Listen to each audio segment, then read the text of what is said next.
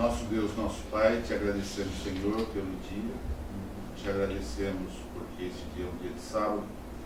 Te agradecemos porque nós estamos com vida, com relativa saúde. Te agradecemos também porque nós estamos juntos. Te agradecemos pela tua palavra revelada a nós, a fim de que pudéssemos te conhecer. E nos preparar para um dia estarmos todos juntos naquilo que o Senhor tem preparado para cada um de nós. Te agradecemos pelo estudo da palavra, onde aprendemos que devemos ser unidos, apesar de todas as nossas diferenças, mas em Cristo Jesus somos somente um. Que possamos sempre estar dispostos a servir, estarmos disponíveis para que o Senhor nos use. E nesse momento em que vamos também continuar estudando a palavra, que o Senhor possa se revelar a cada um de nós e que nós possamos ouvir somente a tua voz. Amém. Falando a cada um de nós, já te pedimos e agradecemos por Jesus. Amém. Amém.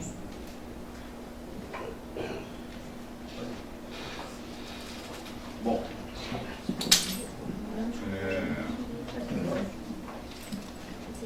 bom dia a todos. Não tive a oportunidade de cumprimentá-los, mas um bom dia, um bom sábado. Obrigado pelo convite para estar aqui. E vamos juntos estudar a palavra de Deus, né? Esse é o objetivo. Eu convido vocês a abrir o livro de Efésios. A gente está com o livro de Efésios aberto, vamos continuar no livro de Efésios. Se alguém precisar de Bíblia, temos aqui, viu? A gente vai ler vários versos, então seria importante que todos tivessem ou livro ou digital, de qualquer forma, mas para poder acompanhar. Alguém quer Bíblia?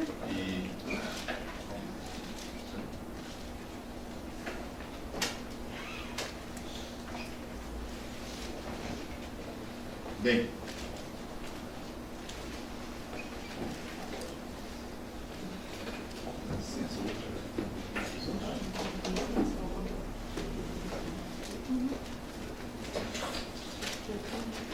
muito bom. Efésios capítulo 2, a partir do verso 19.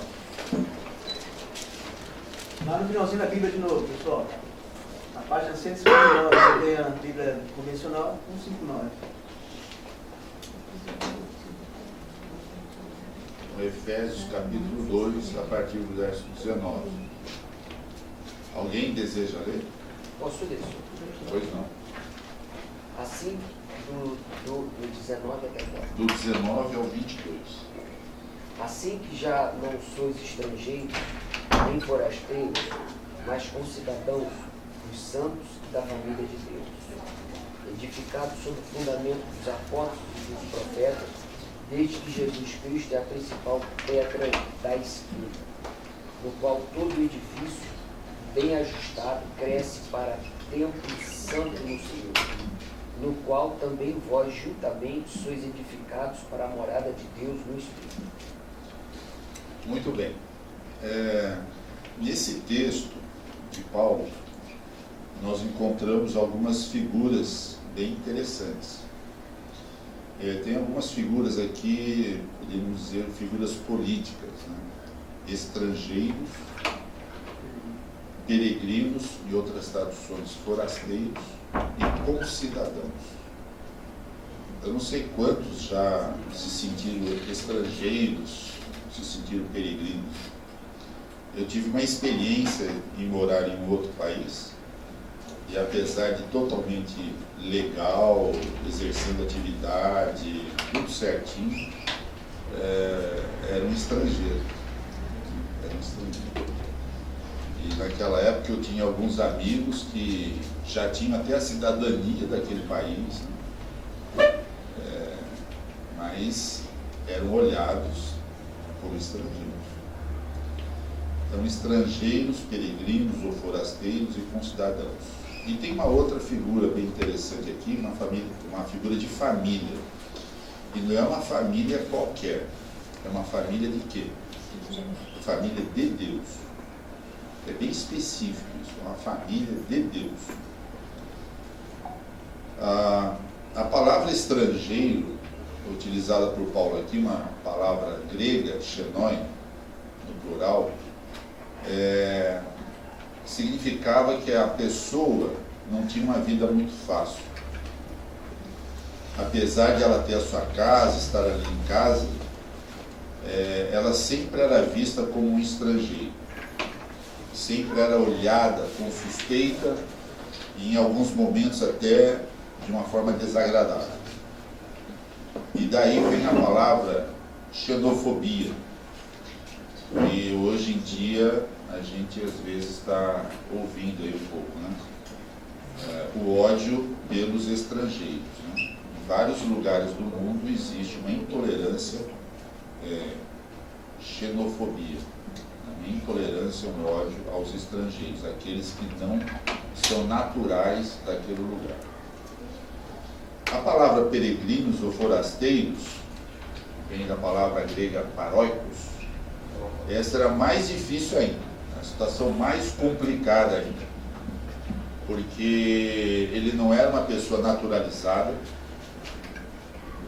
ele pagava um imposto muito pesado para ter a oportunidade e o privilégio de existir e morar ali naquela terra. Então, se um estrangeiro já era difícil, o forasteiro era pior ainda. E até os dias de hoje, né? A vida de um forasteiro, de um peregrino, não é uma coisa muito fácil. Tanto os xenóis como os paroicos sempre eram pessoas marginalizadas. Sempre pessoas marginalizadas. E a essas pessoas marginalizadas, pessoas que eram olhadas de forma suspeita, né, desagradáveis, Paulo diz assim: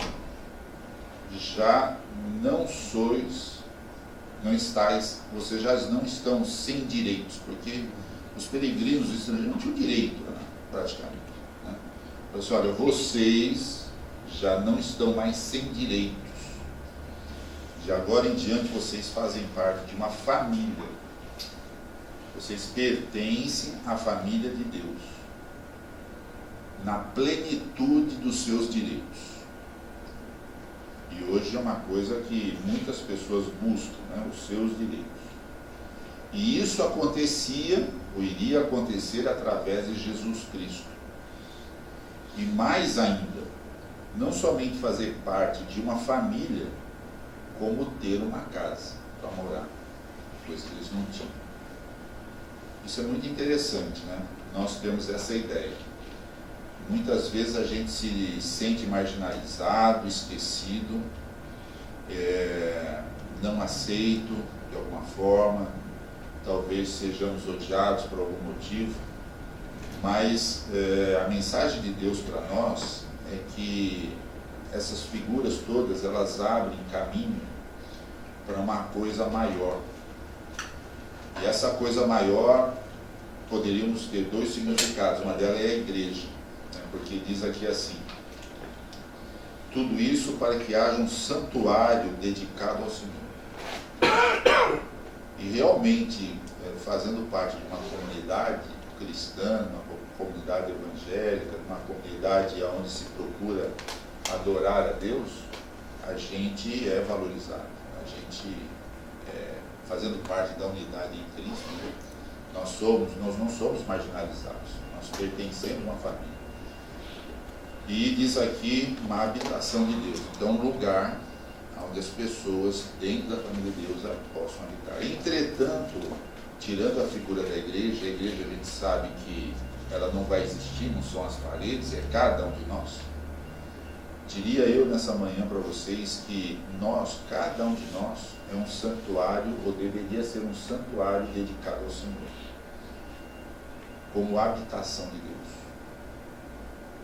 E é nesse aspecto que eu quero que vocês, daqui em diante, pensem, ok? Nós não somos estrangeiros, não somos peregrinos, nós somos concidadãos de uma família de Deus. E em cada um de nós, Deus deseja que nós sejamos um santuário dedicado a Ele, para que Ele possa habitar. E eu levo vocês agora, voltando um pouco para o livro, para a primeira carta aos Coríntios, ok? Primeira carta aos Coríntios, voltando algumas páginas, 1 Coríntios, capítulo 6. Capítulo 6, a partir do verso 19. Todos encontraram, digo amém, e alguém pode ler. A partir do verso 19 e o verso 20. 1 Coríntios, capítulo 6, 19 e 20.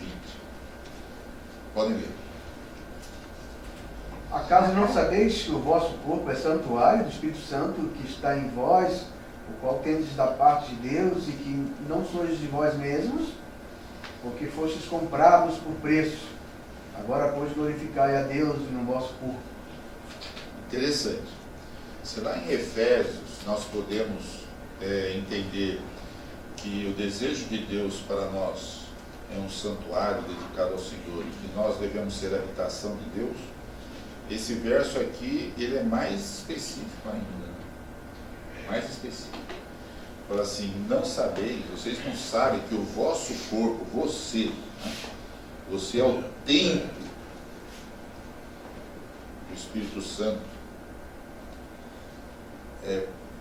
Pense um pouquinho, você como sendo o templo, a casa, a morada, o santuário, um lugar sagrado de habitação do Espírito Santo.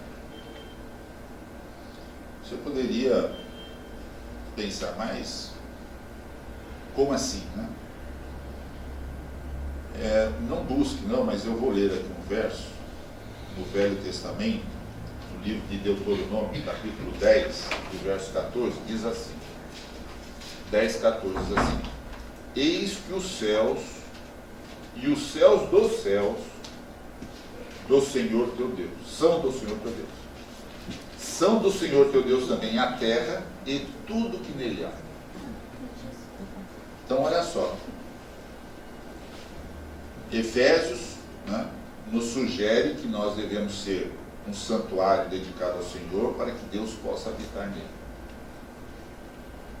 Paulo em Coríntios fala que o nosso corpo é o templo do Espírito Santo. E lá em Deuteronômio, já no início do mundo, Deus falou assim: olha, eu sou dono de tudo, você é meu. O céu me pertence e você, tudo que há na terra, tudo, inclusive você.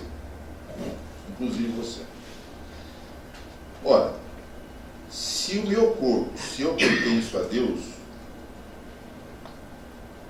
qual deve ser a nossa... E Deus deseja fazer de nós morada, um santuário dedicado ao Senhor.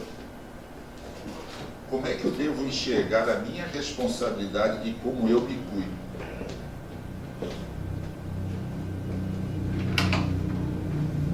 Se eu não pertenço a mim, se eu pertenço a Deus, e Deus faz morada em mim, e me considera como um santuário dedicado, santo ao Senhor, como é que eu estou cuidando desse corpo? Como é que eu estou cuidando dessa pessoa que eu sou? A fim de ser um local sagrado de habitação de Deus. Sabe? Hoje, né, os valores, os modismos, a maneira como nós somos levados a viver, eu creio que todos entendem que estamos longe de sermos um santuário dedicado ao Senhor.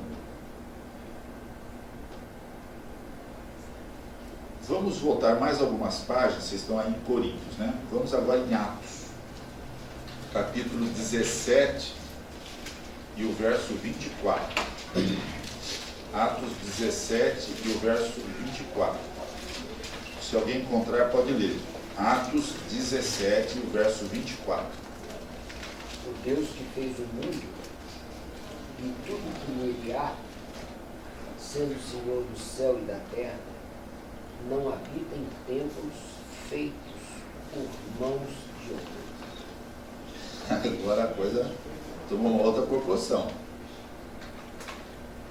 O Deus que fez o mundo e tudo que existe. Lá em Deuteronômio já tinha dito, né? Deus fez tudo. A terra pertence a Ele, tudo é dele, inclusive nós somos dele. Efésios e Coríntios fala que Deus deseja que nós sejamos um santuário dedicado ao Senhor, habitação, né? Um lugar sagrado da habitação de Deus. E aqui em Atos, Paulo fala assim, olha, Deus criou tudo, fez tudo, mas Deus não habita em santuários feitos por mãos de homens. E agora?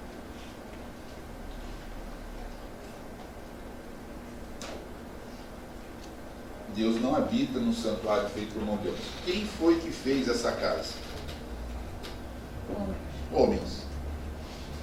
Para Deus, esse aqui é o verdadeiro santuário.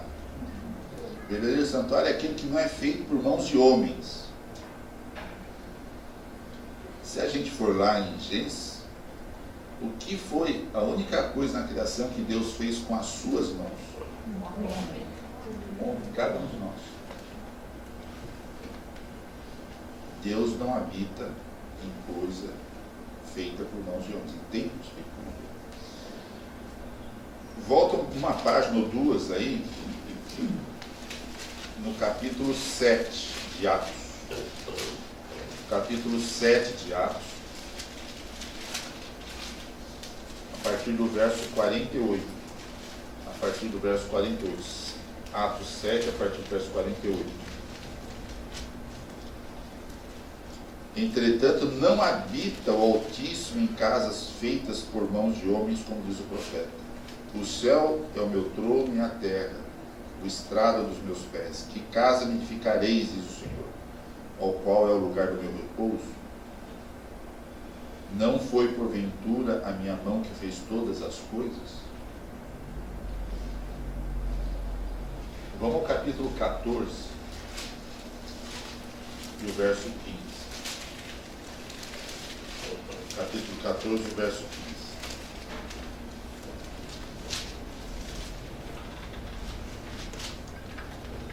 Senhores, por que fazeis isso? Nós também somos homens como vós, sujeitos aos mesmos sentimentos, e vos anunciamos o Evangelho para que destas coisas vãs vos convertais ao Deus vivo, que fez o céu, a terra, o mar e tudo que há, o quê? Eles. Então, olha só.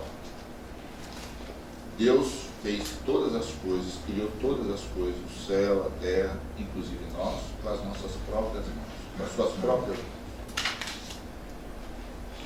Ele não habita em templos feitos por mãos humanas, ele habita em templos feitos pelas suas mãos. E nós vimos que Deus deseja que nós sejamos o seu templo, o seu santuário, a sua morada. Ele quer morar. Só que algumas coisas aconteceram que, como diz aqui, uma palavrinha, né? Vocês deverão o quê? Para serem completamente a morada do Senhor, converter-vos das vãs coisas. Das vãs coisas. É interessante que tem um outro verso, bem um pouco mais para frente, Filipenses, o capítulo 3, o verso 21. Quem encontrar pode ler. Filipenses 3, 21. Página 163, pessoal. Filipenses 3, 21. A gente vai encontrar aqui uma palavrinha que da agora em diante é chave para a gente, tá? No estudo que a gente está fazendo. E transformará o nosso corpo de humilhação para ser conforme o seu corpo glorioso, segundo o seu eficaz poder de sujeitar também a si todas as coisas. Qual é a palavra-chave para nós nesse verso, diante do que a gente está conversando? Sujeitar. Transformará. Transformará. Né? Lá em Atos, convertei-vos das vãs coisas. E aqui o apóstolo fala assim, transformará. Se nós lermos Romanos, capítulo 12, tem dois versos que talvez muitos saibam decor. Esses dois versos são importantes. Romanos 12, 1 e 2. É um pedido de Deus. Página 132. Romanos capítulo 12. 12. Verso 1 e 2. Quem encontrou pode ler. Rogo-vos, pois, irmãos, pelas misericórdias de Deus, que apresenteis o vosso corpo por sacrifício vivo, santo e agradável a Deus, que é o vosso culto racional. E não vos conformeis com esse século, mas transformai-vos pela renovação da vossa mente, para que experimenteis qual seja a boa, agradável e perfeita vontade de Deus. Notem só. Lembrando, desde o início, é o desejo de Deus que sejamos santuários dedicados ao Senhor, para que Ele possa fazer habitação. Ele habita em santuários feitos pelas suas próprias mãos. Somos nós. Nós pertencemos a Ele. Ok? E também vimos que existem algumas coisas que nos afastam desse desejo de Deus. Em Filipenses fala de transformação, e aqui Paulo também fala que a gente tem que apresentar o nosso corpo de que forma? Sacrifício vivo, santo e agradável a Deus, né? E pede para que seja transformada, seja renovada, o quê? A nossa mente. Renovada a nossa mente. Não sei se verdade ou não, existe uma história de uma pessoa muito rica, de muitas posses, que contratou arquitetos, uma construtora para construir uma casa. A casa dos sonhos, né? Construir a casa dos sonhos para ele e a sua família. Tinha muito dinheiro, usaram para tudo bom e melhor, e um belo dia a casa ficou pronta e aquele senhor, a sua família, foi para aquela casa. Quando ele chegou na casa, ele foi tomado de um sentimento da qual ele não gostou do que estava vendo e sentindo. E à medida que ele foi caminhando pelos cômodos, pela casa, à medida que ele ficou ali algum tempo, ele chegou à conclusão de que ele não seria feliz naquela casa. Ele não gostou do produto final. Como tinha muitas posses, para ele não seria nenhum problema, ele decidiu quebrar a casa, destruir a casa e construir uma nova casa, na qual ele pudesse se sentir bem.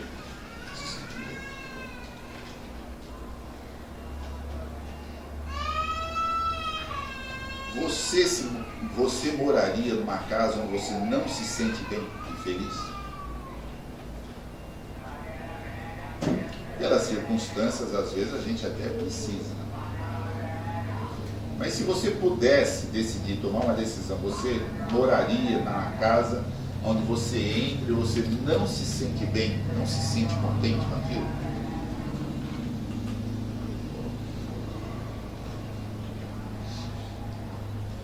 Deus, o Criador, nos criou perfeitos para fazer morada em nós. Será que Deus se sente perfeito, se sente bem, se sente à vontade e feliz morando em nós? Como nós somos?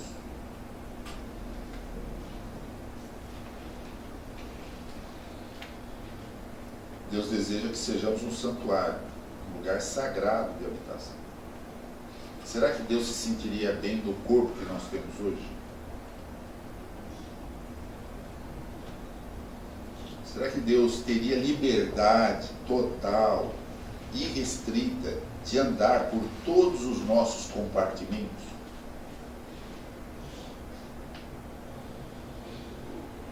Sim. Será que Ele teria acesso a todos os nossos cantinhos? Sim. Se sentiria feliz e à vontade, tranquilo? Isso é um problema. Aí seria um problema. Em parte. Em parte. Começou a ceder. É por isso que lá em Filipenses, em Romanos, a gente encontra a palavra transformação. Transformar. Para sermos a habitação de Deus, o Senhor precisa realizar uma obra profunda no nosso ser. Pois a nossa natureza caída, contaminada, ela é incompatível em em ser morada de Deus. É incompatível. No que será que nós teríamos que ser transformados para que Deus se sentisse à vontade e se sentisse bem morando em nós, em cada um de nós? Já passou isso na sua cabeça? Fazendo umas perguntas complicadas. O que será que tem que ser transformado em nós? Eu, nessa manhã, rapidamente, quero pensar em quatro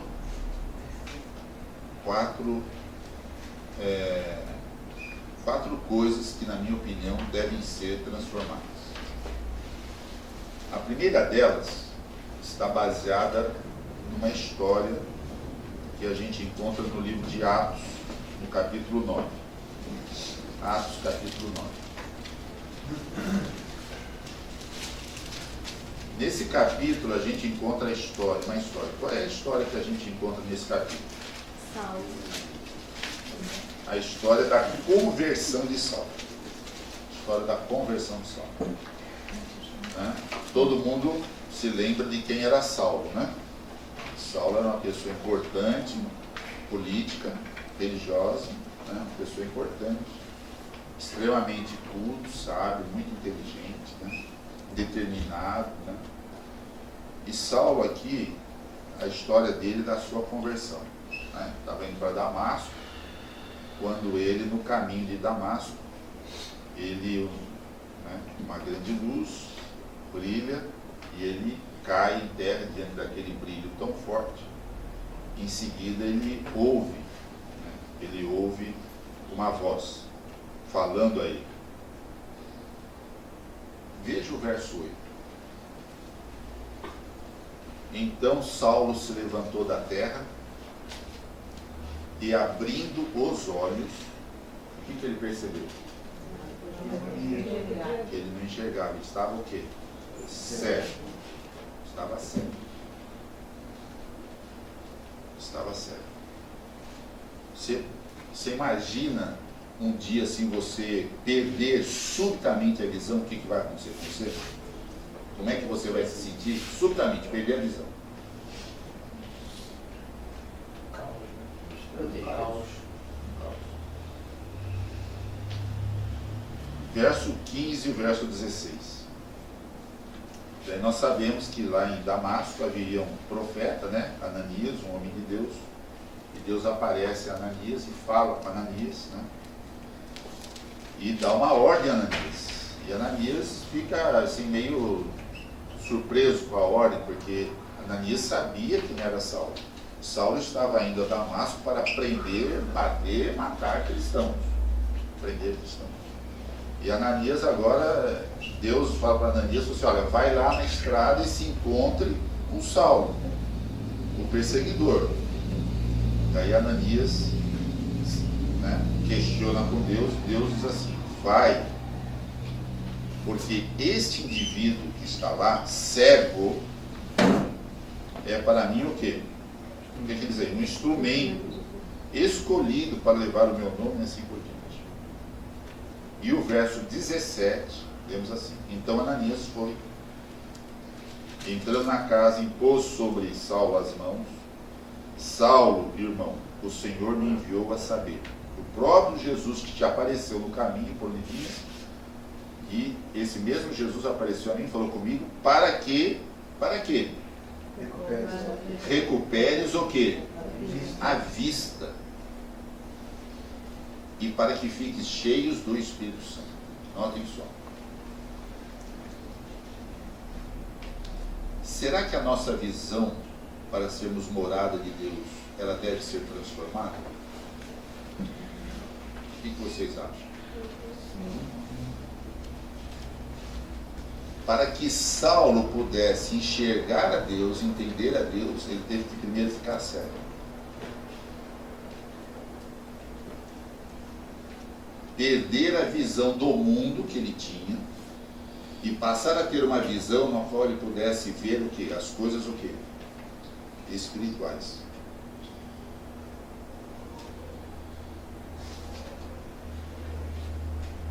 Não precisa abrir, mas eu vou ler um verso em Isaías.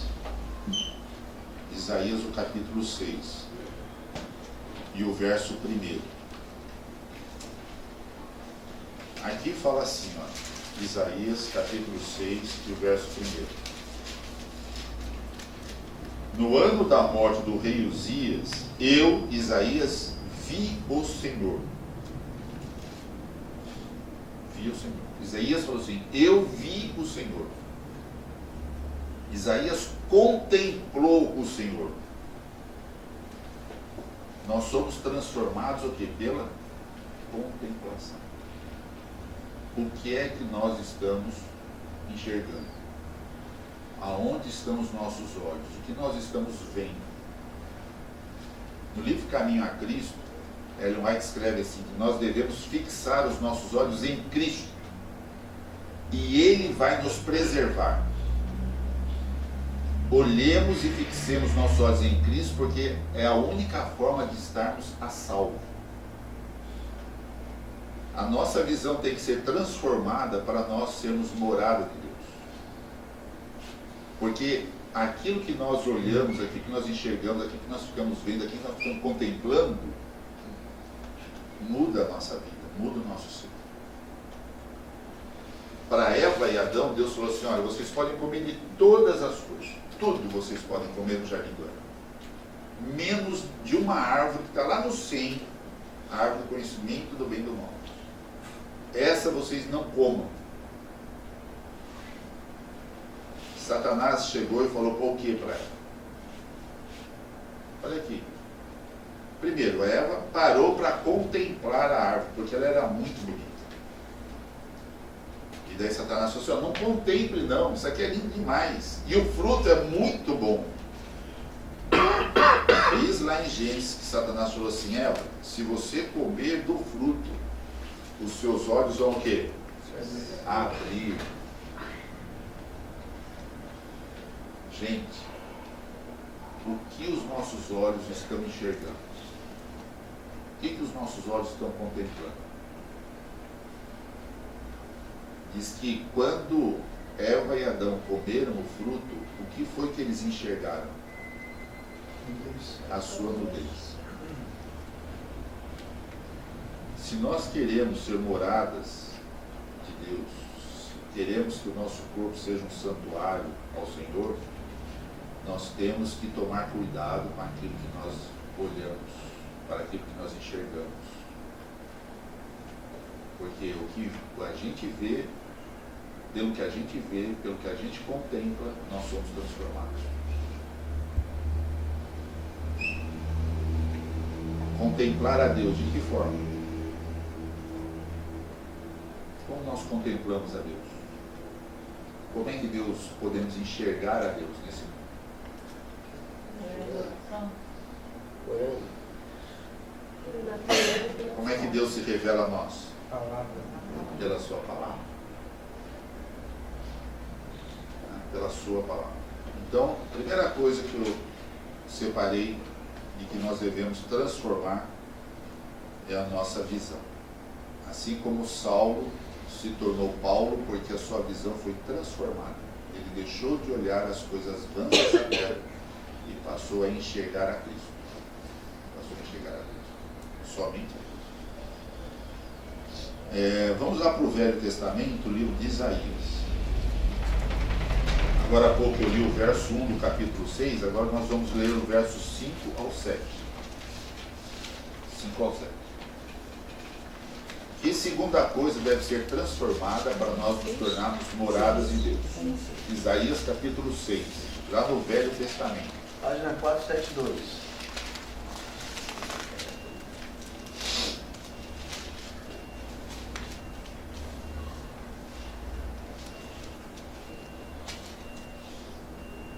Então eu disse, ai de mim, estou perdido, porque sou homem de lábios impuros, habito no meio de um povo impuro, de impuros lábios, e os meus olhos viram um rei, o Senhor dos Exércitos. Pode ir até o 7. Então, um dos serafins voou para mim, trazendo na mão uma brasa viva, que tirara do altar com um tenaz. Com a brasa tocou a minha boca e disse, eis que ela tocou os teus lábios, a tua iniquidade foi tirada e perdoada o teu pecado.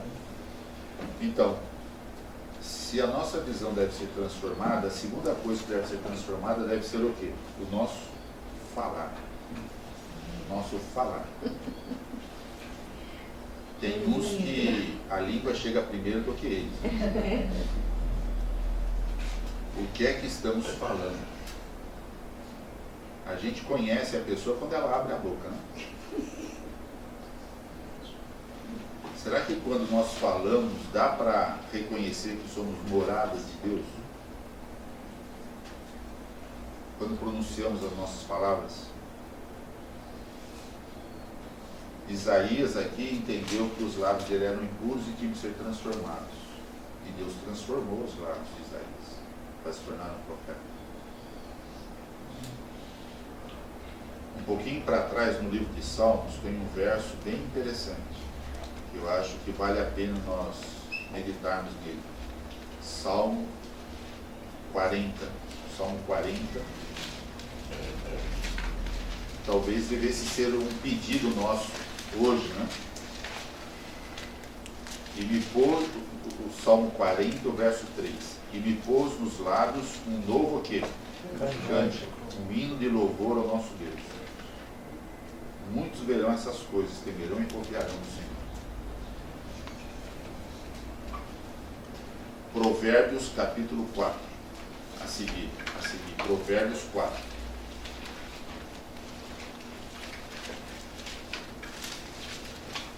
Um livro depois, pessoal. Salmos e em seguida é Provérbios, capítulo 4. O verso 23 e o 24. Podem ler, quem quiser. Verso 23 e 24. Sobre tudo o que se deve guardar, guarda o coração, porque dele procedem as fontes da vida. Desvia de ti a falsidade da boca e afasta de ti a perversidade dos lábios. Olha só.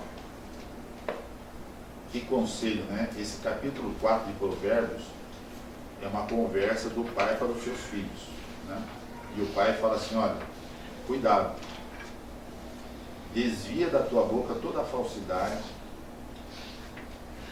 Afasta dos teus lábios toda a perversidade. E para que você consiga fazer isso, guarda o teu coração. A nossa vida começa pelos pensamentos. Os pensamentos, com aquilo que contemplamos, fazem a gente falar algumas bobagens. Então, vejam só. A gente tem que transformar os nossos olhos, né, para podermos em seguida transformar o quê? A nossa fala. A nossa fala. No Salmo 15 existem dois versos muito interessantes a respeito disso. Salmo 15, um pouquinho para trás aí. O Salmo 15, ele retrata quais são as características do cidadão do céu. E vejam só o que diz aí, o verso 2. Quem é que vai fazer morada no santo monte, né? Aquele que vive o quê? Integridade. Pratica o quê? Justiça. O coração fala o quê? Verdade. Não o quê? Difama com a sua língua.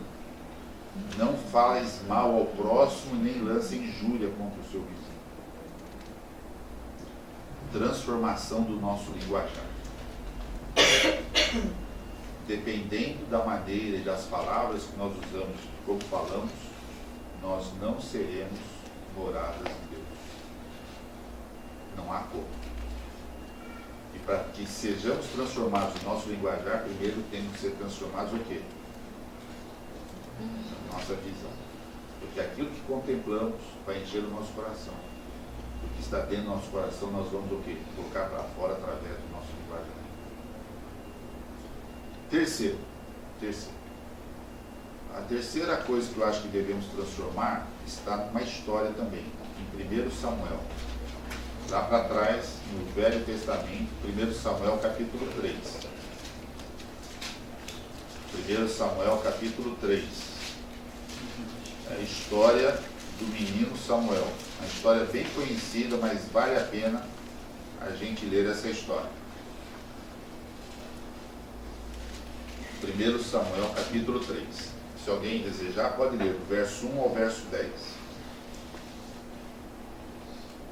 1 Samuel capítulo 3, 1 a 10.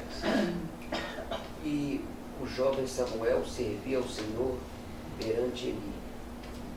E a palavra do Senhor era de muita valia naqueles dias, não havia visão manifesta. E sucedeu naquele dia que, estando Eli deitado no seu lugar, os seus olhos começavam já a escurecer, que não podia ver, e estando também Samuel já deitado antes que a lâmpada de Deus se apagasse, no templo do Senhor em que estava a arca de Deus. O Senhor chamou a Samuel e disse ele: eis-me aqui. E correu a Eli e disse: eis-me aqui, porque tu me chamaste. Mas ele disse: não te chamei eu, torna a deitar-te. E foi e se deitou. E o Senhor tornou a chamar outra vez a Samuel. Samuel se levantou e foi a Eli e disse: eis-me aqui, porque tu me chamaste. Mas ele disse: não te chamei eu, filho meu, torna a deitar-te. Porém, Samuel ainda não conhecia o Senhor, e ainda não lhe tinha sido manifestada a palavra do Senhor.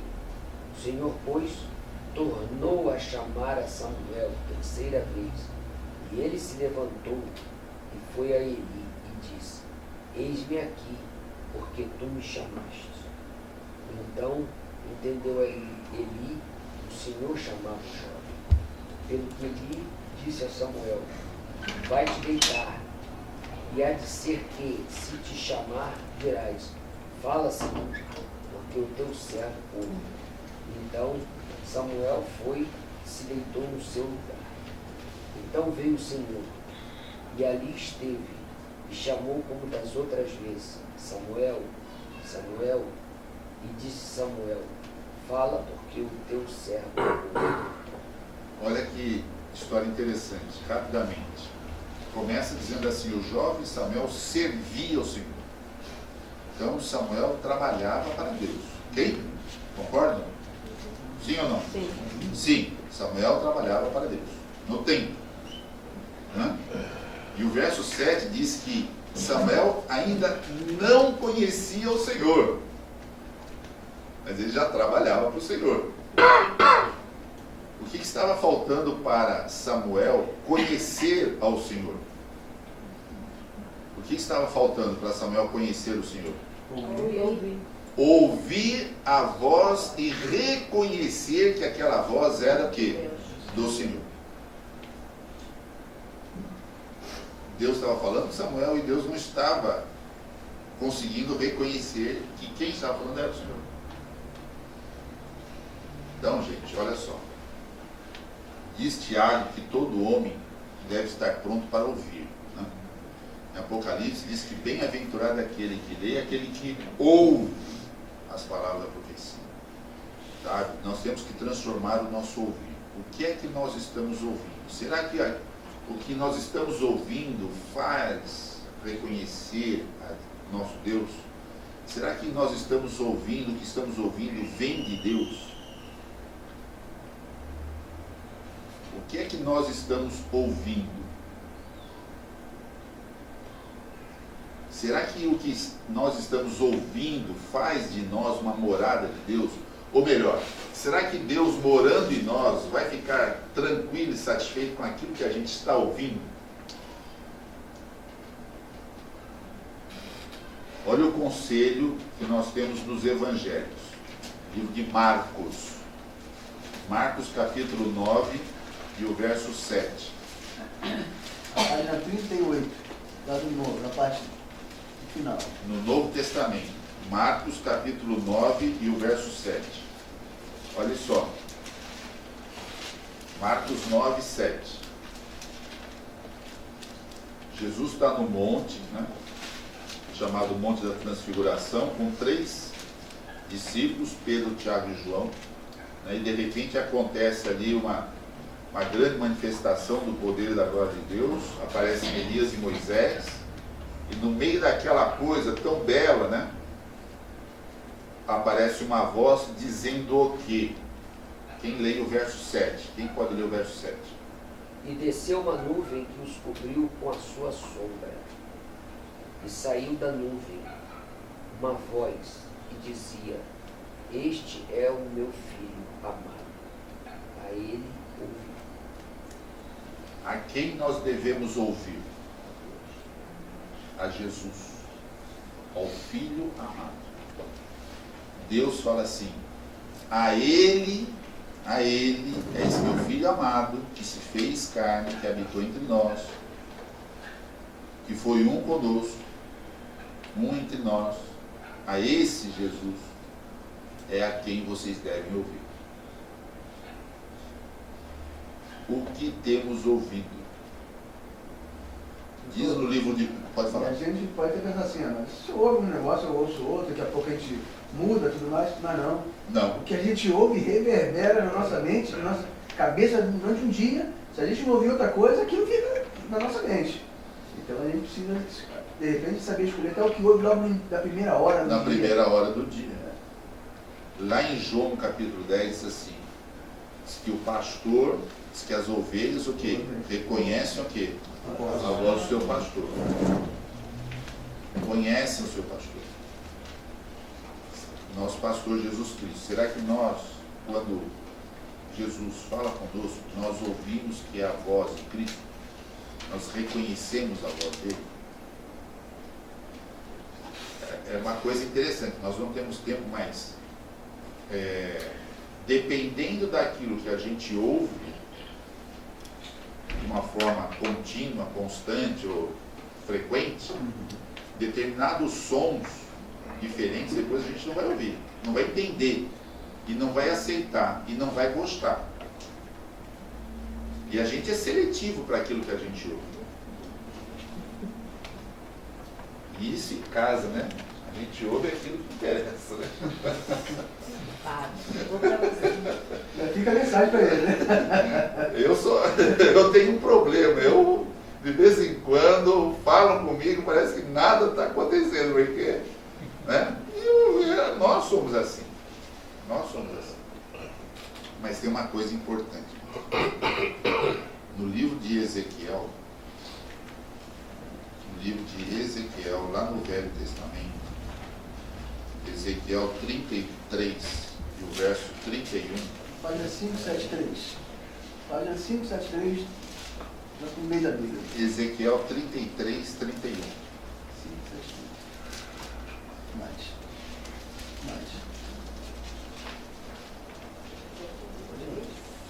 573. Aqui está o motivo pelo qual o povo de Deus foi levado cativo. Olha só. As pessoas vêm a ti como o povo costuma ir, né? Vendo o que quer ver, falando o que quer falar, ouvindo o que quer ouvir. E se assentam diante de ti como o meu povo, diz o Senhor. Ouvem as tuas palavras, mas não as põem em obra. Pois com a boca professam muito amor, mas o coração só ambiciona o quê? O lucro. A falsa, né, superficial, um falso, superficial relacionamento com Deus. Deus não habitava no meio, na pessoa, no povo, naquela época. Né? Eles ouviam, mas não davam ouvidos. Viam, mas também não davam valor ao que estavam vendo. Não praticavam, não transformavam. Em Zacarias, um pouco mais na frente, existe um verso extremamente importante.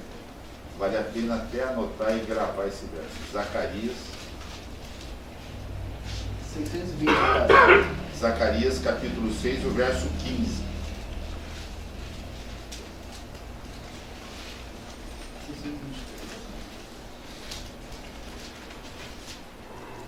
Diz assim: aqueles que estão longe virão e ajudarão a edificar o templo do Senhor.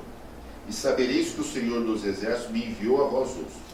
Isso acontecerá se diligentemente o quê? ouvides a voz do Senhor. Está vendo como é importante? Ouvir a voz do Senhor. O apóstolo Paulo, em 2 Coríntios, diz que ele foi levado em visão e ele viu e ouviu.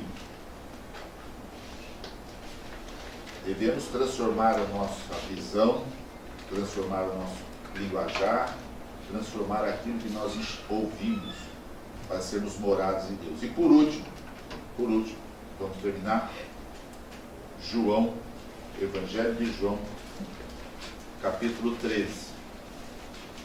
Isso eram 4 coisas, né? Para que nós devemos transformar, para nos tornarmos moradas de Deus, santuário do Senhor. João capítulo 13, do verso 6 ao verso 8.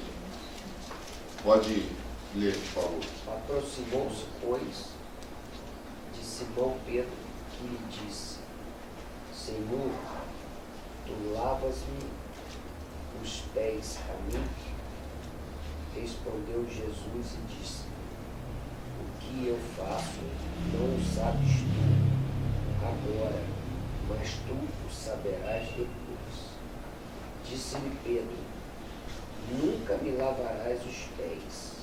Respondeu-lhe Jesus: Se eu te não lavar, não tens parte comigo. Vai até o 9? Até o 8. Veja só. Tem uns tempos, mas vocês sabem quem era Pedro, né? Sabe bem quem era Pedro? Cortar a orelha, né? Isso, era bacana. Era bacana. Negar a Jesus, né? Esse cara eu não conheço. Não faço parte dessa turma aí, não faço parte dessa casa, desse pessoal. Estou fora. Jesus falou assim: olha, se eu não te lavar, o que significa essa expressão, se eu não te lavar, para você? Mudança, transformação do quê? Do nosso quê? Temperamento. Do nosso temperamento. Comprometimento. Se eu não te lavar, se eu não mudar você não tem parte. É assim. E concluindo, no capítulo seguinte, 14, no verso 23.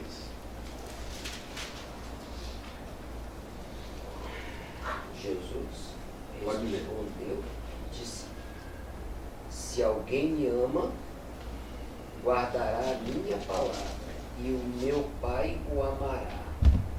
E viremos para ele e faremos nele morada. Olha aí. Dependendo do que eu olho, do que eu contemplo, do que eu enxergo, dependendo daquilo que eu falo, dependendo daquilo que eu escuto, se eu não permitir que Deus me transforme, eu não tenho como amar a Jesus, a sua palavra, não tenho como amar a Deus. E será impossível eles fazerem morada em nós. Impossível.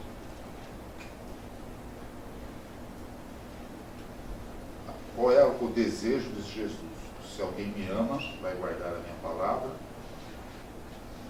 e o meu Pai vai o amar, e nós viremos e faremos morada. Dá para entender o que Paulo falou aos Efésios?